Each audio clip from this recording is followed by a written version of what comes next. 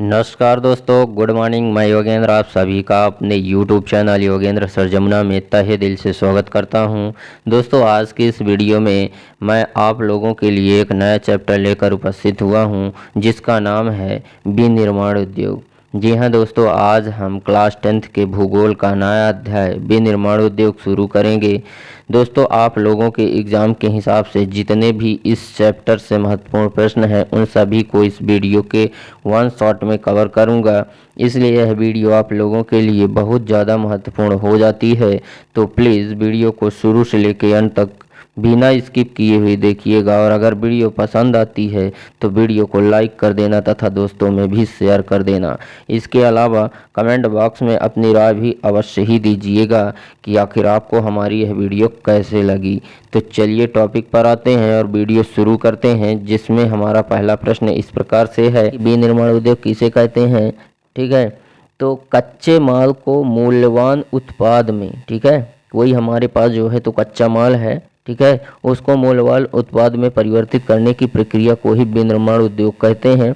जैसे अनाज से आटा पीसना, कपास से धागा बनाना, वस्त्र बनाना तथा गन्ने से चीनी बनाना। गन्ना जैसे एक जो है तो कच्चा आइटम है, कच्चा माल है। कच्चे माल से जो है तो हम चीनी बना देते हैं, पक्का माल बना देते हैं और मूल्यवान वस्तु बन जाती है ये चीनी। इसलिए जो है तो विनिर्माण उद्योग किसे कहेंगे, तो हम विनिर्माण उद्योग उसे कहेंगे जिस कच्चे माल को हम मूल्यवान उत्पाद में परिवर्तित कर दें, उसी को विनिर्माण उद्योग कहते हैं। ठीक है, लौह अयस्क से कच्चा लोहा तथा कच्चे लोहे से मशीन बनाना आदि जो है यह जो है तो विनिर्माण उद्योग के अंतर्गत आते हैं।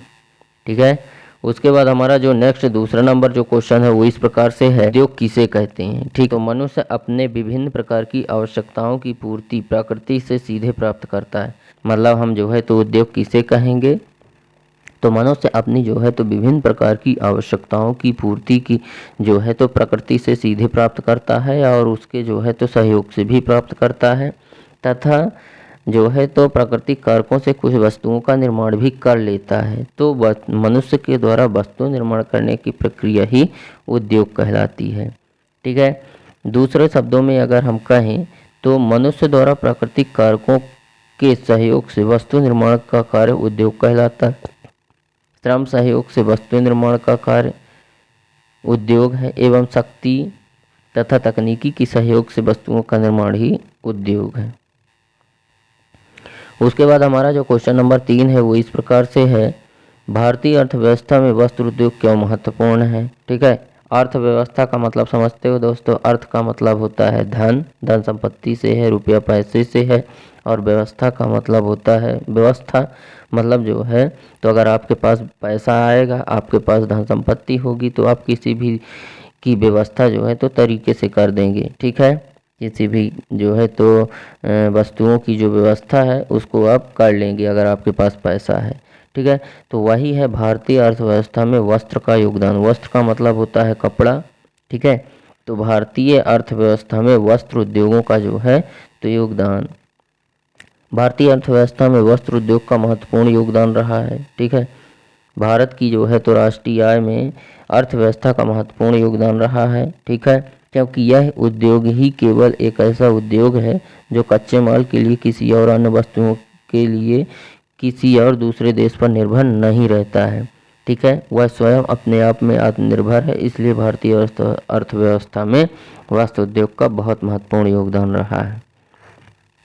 उसके बाद हमारा जो क्वेश्चन नंबर 4 है उसको देख लेते हैं कि उर्वरक उद्योग किसे कहते हैं। उर्वरक का मतलब होता है दोस्तों खाद। ठीक है, तो खाद उद्योग क्या है, तो वे उद्योग जो रासायनिक उर्वरकों का निर्माण करते हैं। रासायनिक उर्वरक क्यों कहते हैं दोस्तों, क्योंकि उसको जब हम ज़मीन पे छिड़क देंगे तो छिड़कने के बाद वह क्या होती है, रसायन बन जाती है, घुल जाती है, इसीलिए उसको रासायनिक उर्वरक बोलते हैं।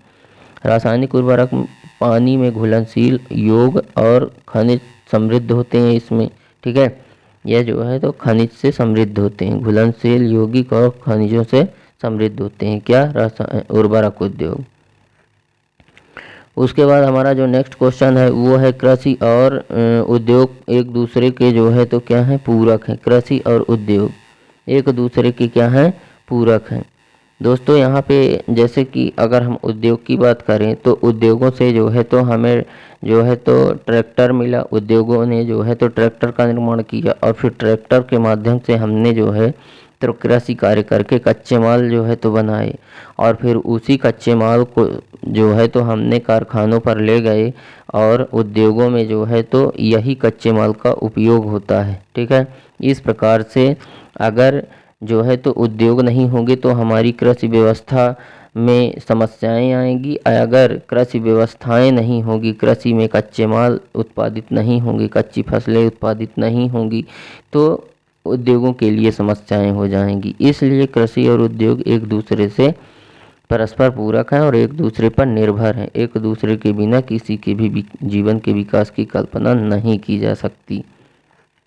ठीक है, यहाँ पे देख लेते हैं कृषि और उद्योग एक दूसरे के पूरक हैं क्योंकि उद्योगों द्वारा कृषि यंत्रों को निर्मित किया जाता है, जैसे ट्रैक्टर, ट्यूबवेल, कीटनाशक दवा, रासायनिक खादी, थ्रेसर मशीन वगैरह वगैरह जो है तो क्या किया जाता है, निकाला जाता है, उद्योगों के माध्यम से उत्पादित किया जाता है। ठीक है, जैसे चीनी उद्योग के लिए गन्ना, सूती वस्त्र उद्योग के लिए कपास, ऊनी वस्त्र उद्योग के लिए ऊन, इसलिए कृषि एवं उद्योग एक दूसरे पर निर्भर है। ठीक है, जैसे मान लेते हैं कि अब चीनी ही बनाना है तो उसके लिए गन्ने की ज़रूरत होती है और यह गन्ना जो है तो हमें कृषि से प्राप्त होता है क्योंकि कृषि का कच्चा माल है।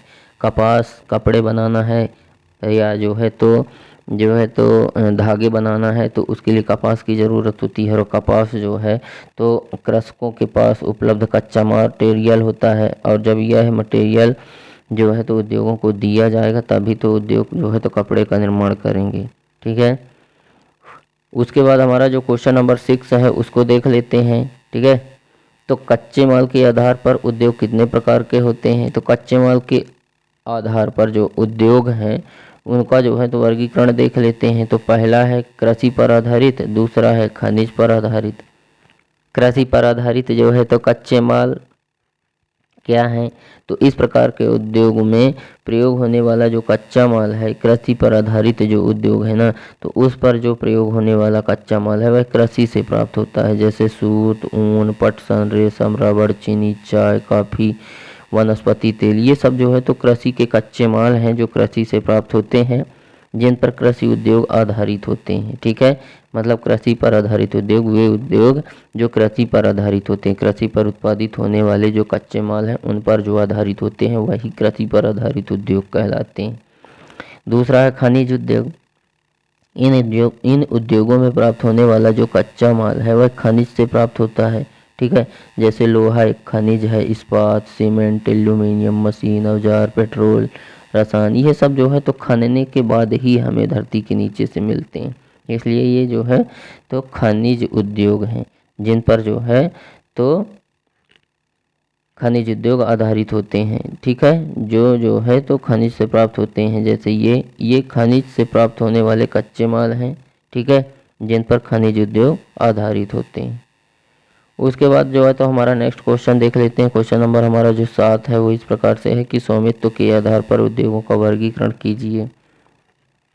तो स्वामित्व के आधार पर उद्योगों का वर्गीकरण निम्न तरह से है। पहला है जो है तो सार्वजनिक उद्योग, दूसरा है निजी उद्योग, चौथा है संयुक्त उद्योग, पांचवा है सहकारी उद्योग। तो सार्वजनिक उद्योग क्या कहलाता है?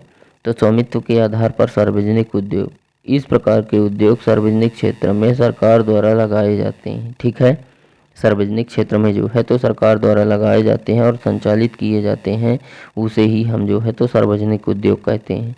जैसे Bharat heavy electric limited BHEL तथा स्टील अथॉरिटी ऑफ इंडिया।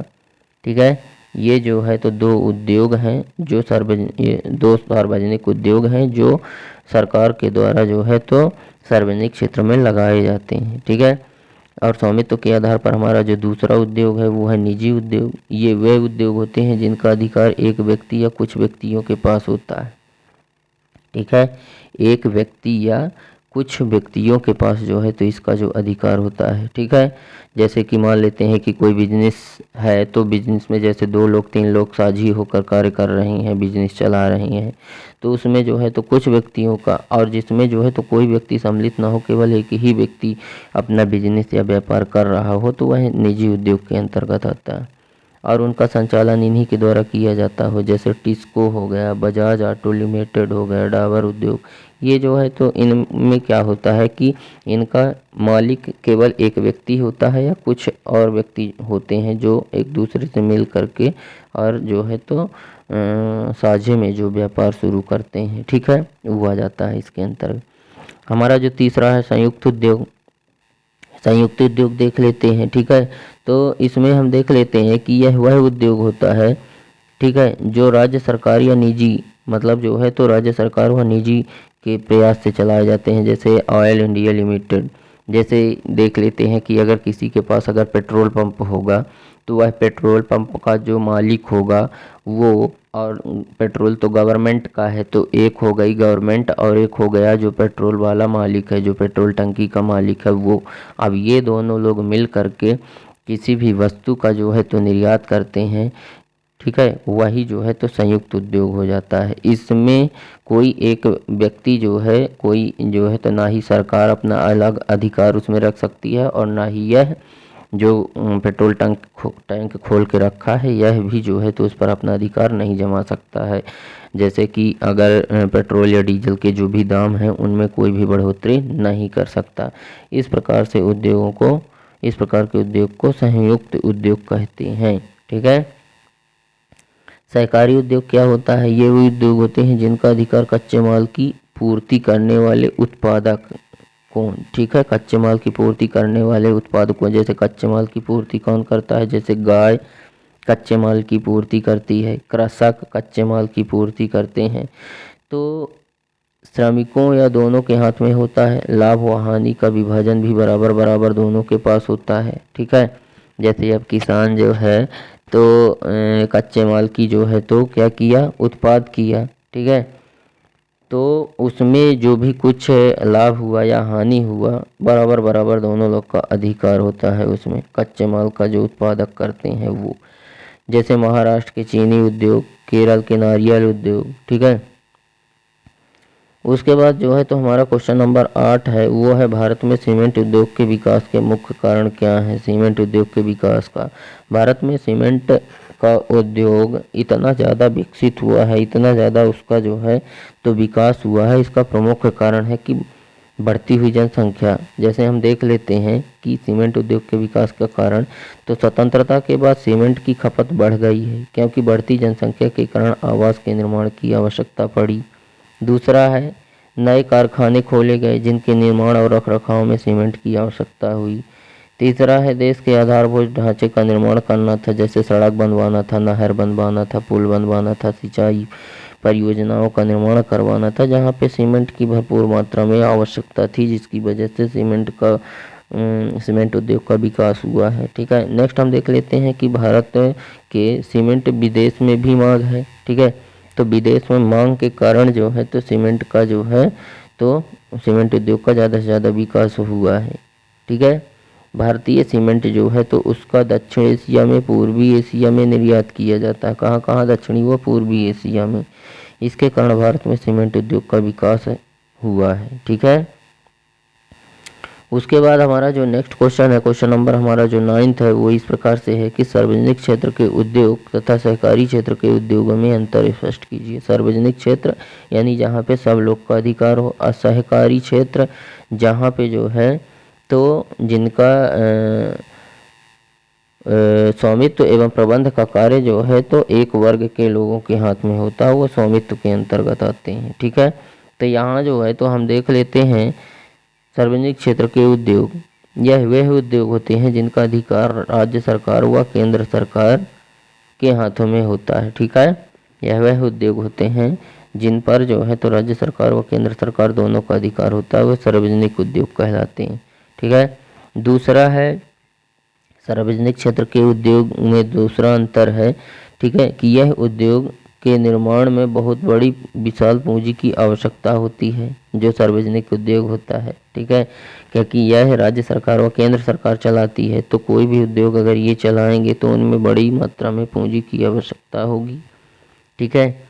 और इसके अलावा जो उद्योग में काम कर रहे जो छोटे बड़े कर्मचारी हैं, प्रबंधक हैं, वो वेतनभोगी होते हैं, उनको वेतन दिया जाता है। इसके अलावा इस प्रकार के उद्योग का प्रमुख उद्देश्य देश की संतुलित विकास करना होता है। जो देश है ना, उसका संतुलित विकास करना होता है, ठीक है। तथा उसके बाद जो है तो सार्वजनिक क्षेत्र में और देख लेते हैं कि सार्वजनिक क्षेत्र के प्रमुख उद्योग जैसे Bharat heavy electric limited BHEL व steel authority of India limited यानी सेल आदि, ठीक है। ये सार्वजनिक क्षेत्र हैं, ठीक है, जिन पर जो है तो राज्य सरकार व केंद्र सरकार का अधिकार होता है, ठीक है। उसके बाद हम देख लेते हैं सहकारी क्षेत्र देख लेते हैं।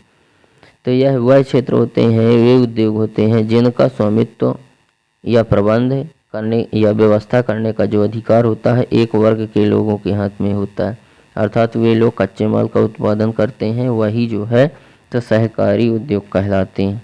इस प्रकार के उद्योग को चलाने के लिए जो है तो धन की आपसी सहयोग व स्वेच्छा से मिलाकर जो है तो किया जाता है। मतलब दोनों लोग मिल करके जो है तो क्या करते हैं, उसमें धन लगाते हैं और व्यापार को चलाते हैं, और ऋण के रूप में सरकार भी मदद कर देती है, ठीक है। उसके अलावा इस प्रकार के उद्योग को चलाने के लिए कुछ कर्मचारी को वेतन पर रखा जाता है, ठीक है। उसके बाद हम देख लेते हैं चौथा जो है तो इस प्रकार के उद्योग का जो उद्देश्य होता है, ठीक है, सहकारी उद्योग का जो उद्देश्य होता है वह स्वयं का विकास करना होता है। इसके अलावा जो यह उद्योग है तो ज़्यादातर महाराष्ट्र और केरल में देखने को आपको मिलेगा, ठीक है।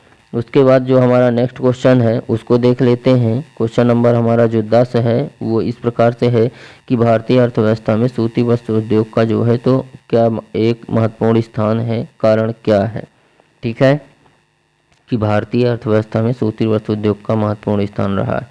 दोस्तों यहाँ पे सूती वस्त्र उद्योग का भारतीय अर्थव्यवस्था में महत्वपूर्ण योगदान इसलिए रहा क्योंकि एकमात्र अकेला ऐसा उद्योग है सूती वस्त्र उद्योग जो किसी भी आवश्यक वस्तु के लिए जो है तो विदेशों पर या किसी और देश पर निर्भर नहीं रहता है।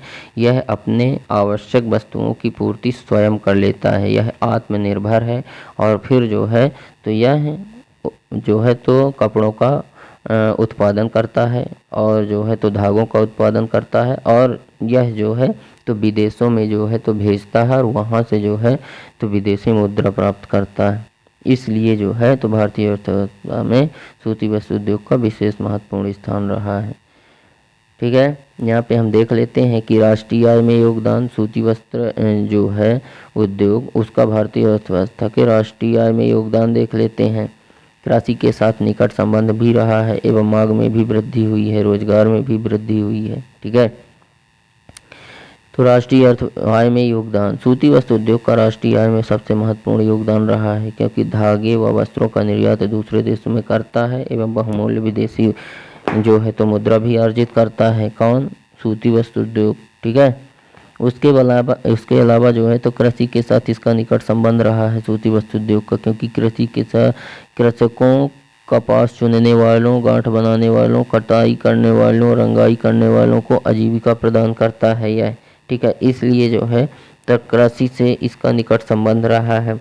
उसके अलावा जो है तो मांग में वृद्धि, ठीक है। तो यह उद्योग मांग में वृद्धि करने वाला उद्योग है क्योंकि इस उद्योग के कारण रसायन, रंजक, मिल स्टोर, पैकिंग की सामग्री की मांग जो है तो बढ़ती है, ठीक है।